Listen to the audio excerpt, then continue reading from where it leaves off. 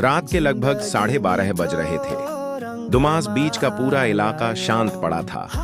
हवा में एक अजीब सी सीलन, दूर से टकराती लहरों की आवाज और बीच पर बिखरी राख की हल्की सी गंध, वो गंध जो वहां कभी हुए श्मशान संस्कारों की याद दिलाती है।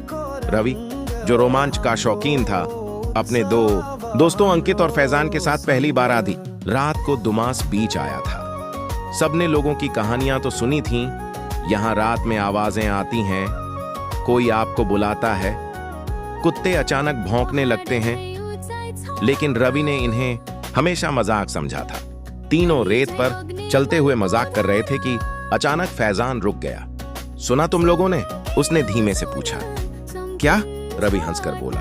किसी ने मेरा नाम पुकारा। अंकित ने उसे डराने के अंदाज में कहा, लगता है तेरा कोई फैन है, चल आगे। मगर उनके कदम कुछ भारी हो गए थे। करीब 50 मीटर आगे बढ़ने पर हवा अचानक तेज हो गई। रेत उड़कर पैरों से टकराने लगी। बीच के किनारे लगे कुत्ते, जो अभी तक शांत थे, बिना वजह पागलों की तरह भौंकने लगे, सीधे उसी दिशा में जहां तीनों खड़े थे। अब पहली बार रवि को सच में बेचैनी महसूस हुई। यार, वापस चलते हैं, अंकित बोला। लेकिन तभी आवाज आई, धीमी, खुरदरी और बिल्कुल पास से, रुको। तीनों जम गए। हवा बंद हो गई, जैसे किसी ने स्विच ऑफ कर दिया हो। रेत के बीच कुछ हल्का सा हिला, मानो किसी ने अंदर से धक्का दिया हो। रवि के कान में किसी के सांस लेने की आवाज आई, बहुत नजदीक, उसके ठीक पीछे। वह मुड़ा, कुछ नहीं। अचानक फैजान चीख पड़ा। वह रेत में धंस रहा था, धीरे धीरे, जैसे किसी ने उसके टखने पकड़कर नीचे खींचा हो। रेत उसके घुटनों तक पहुंच गई। अंकित और रवि उसे खींचने लगे, मगर रेत इतनी कठोर थी जैसे किसी ने हाथों से पकड़कर कस लिया हो। फैजान रोते हुए बोला, कोई नीचे है, किसी ने मेरे पैरों को पकड़ा हुआ है।